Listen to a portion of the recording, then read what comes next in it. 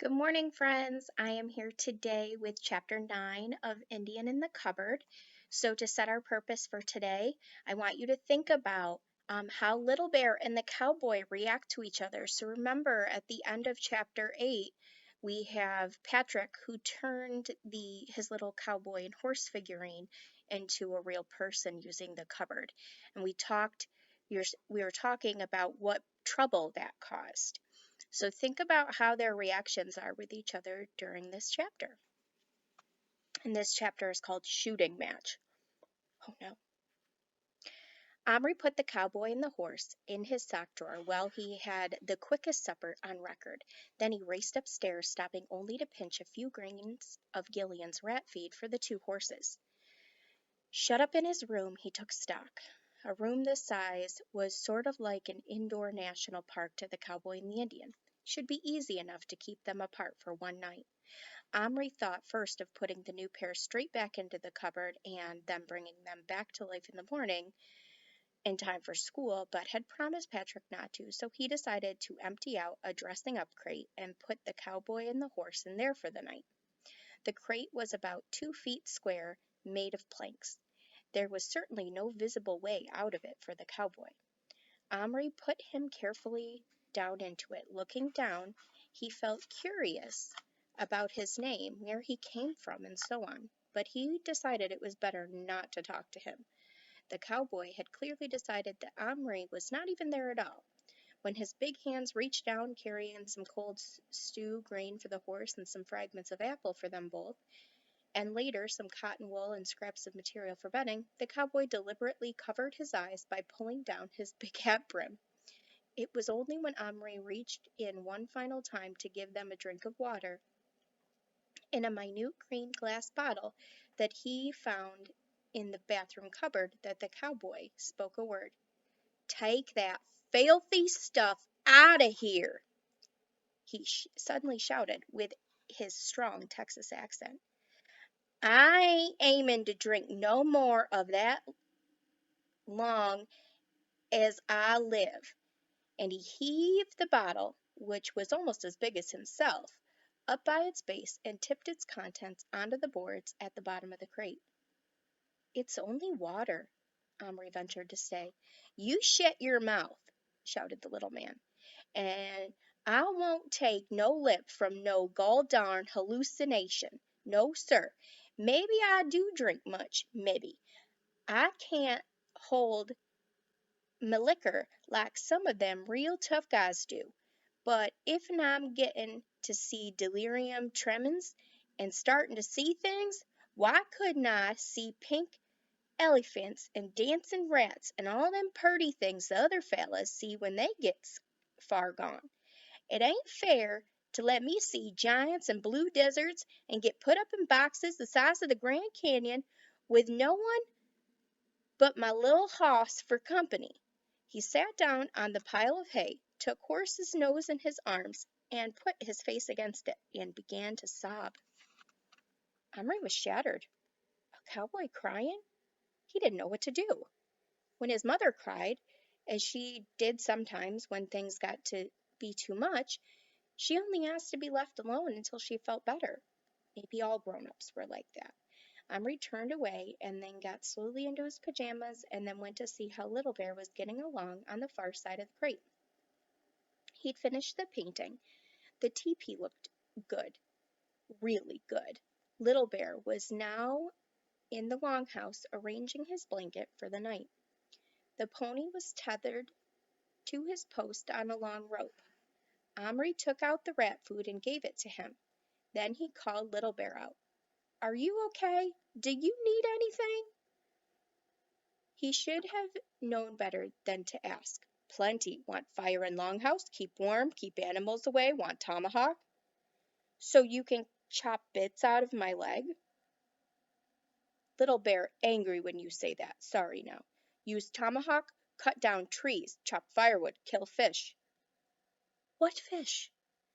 Little Bear replied that he with a very good imitation of a fish swimming.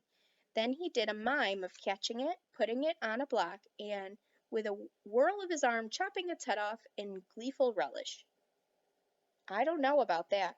You get, tomorrow, fish from plastic, good tools, but fire now, Chief Little Bear say. Omri sighed. Then he went to the wastebasket and picked out the remains of the other fire that he had thrown away in there. There was quite a lot of fire lighter in there. He gathered up some of the bits of willow bark and twigs from where Little Bear had been working.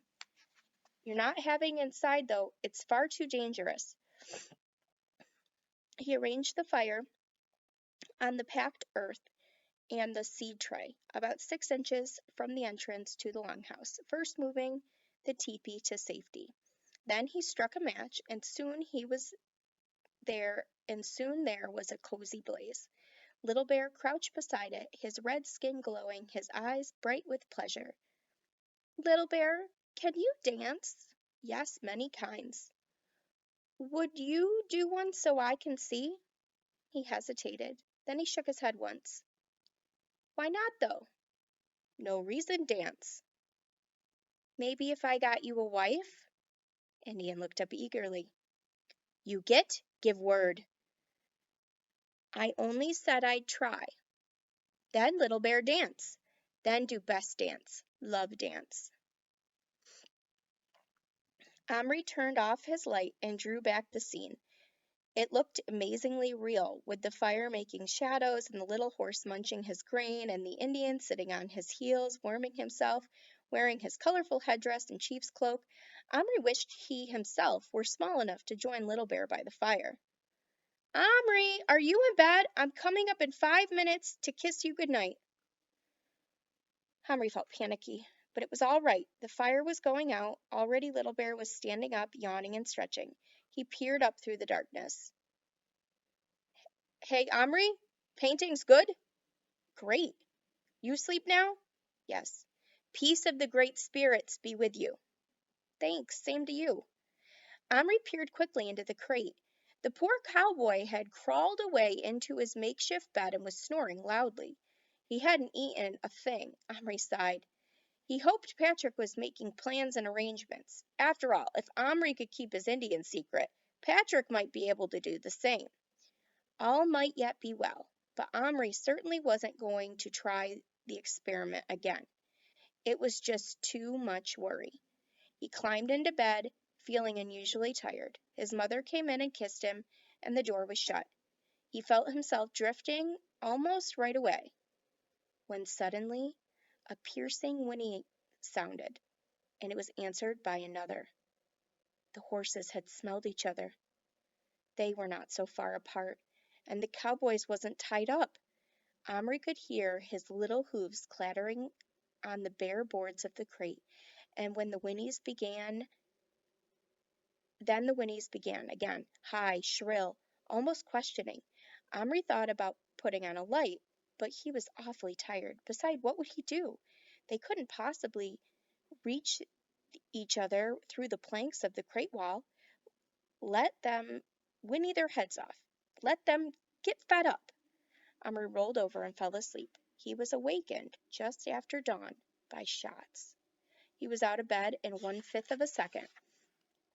One glance into the crate showed him all too clearly that the cowboy and his horse had escaped. The second glance showed how. A knot in the wood that had been pushed out, or perhaps kicked out by the horse, leaving an oval-shaped hole like an arched doorway, just big enough to let the horse and the rider through. Omri looked away wildly. At first he could see nothing. He dropped to his knees beside the seed box and peered into the longhouse. Little Bear was not there, nor was his horse. Suddenly some tiny thing whizzed past Omri's ear and struck the crate beside him with a ping. Twisting his head, Omri saw it, a feathered arrow the size of a pin still quivering from its flight. Was Little Bear shooting at him? Little Bear, where are you? No answer. But suddenly a movement, like that of a mouse caught in the corner of his eye. It was the cowboy, dragging his horse behind him. He was running, half bent over from behind one chair leg to the other. He had his revolver in his hand and his hat on his head. Another arrow flew, missing the crate this time and burying itself in the carpet, just ahead of the running cowboy, who stopped dead, jumped backwards till the horse hid behind him, and then fired 2 shots behind the horse's shoulder. Omri followed his aim, spotted Little Bear at once. He and the horse were behind a small heap of cloth, which was like snow-covered hill to them, but was actually Omri's vest, dropped carelessly on the floor the night before. Little Bear, safe in the shelter of Cotton Mountain, was just preparing to shoot another arrow at the cowboy, one that could hardly fail to hit its mark. The poor fellow was now scrambling desperately onto his horse to try to ride away, and was in full sight of the Indian when he drew back his bow. "Little Bear, stop!" Omri's frenzied voice rang out. Little Bear did not stop, but his surprise spoiled his aim, and the arrow sped over the cowboy, doing no worse than sweep away his big hat and pin it to the baseboard behind the chair.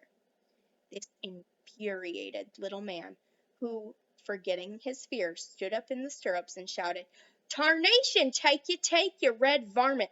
Wait till I'll catch you. I'll have your stinking red hide for a sleeping bag." With that, he rode straight toward Vest Hill at a full gallop, shouting out strange cowboy war cries and waving his gun, which, by Omri's count, still had 2 bullets in it. Little Bear had not expected this, but he was only outfaced for a moment, when he coolly drew another arrow from his quiver and fitted it into the bow. "Little Bear, if you shoot, I'll pick you up and squeeze you," cried Omri. Little Bear kept his arrow pointed toward the oncoming horseman. "What you do if he shoot?" he asked. "He won't shoot. Look at him." Sure enough, the carpet was too soft for much galloping, and even as Omri spoke, the cowboy's horse stumbled and fell, pitching its rider over its head. Little Bear lowered his bow and laughed. Then, to Omri's horror, he laid down the bow among the folds of the vest, reached for the knife, and began to advance on the prostrate cowboy. "Little Bear, you are not to touch him, do you hear?" Little Bear stopped.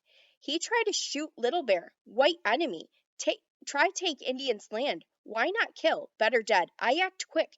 He not feel, you see?" And he began to move forward again.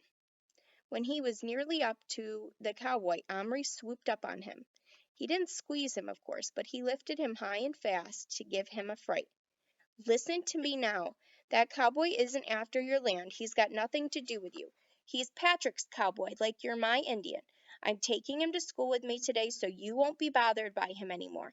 Now you take your horse and get back to your longhouse and leave him to me."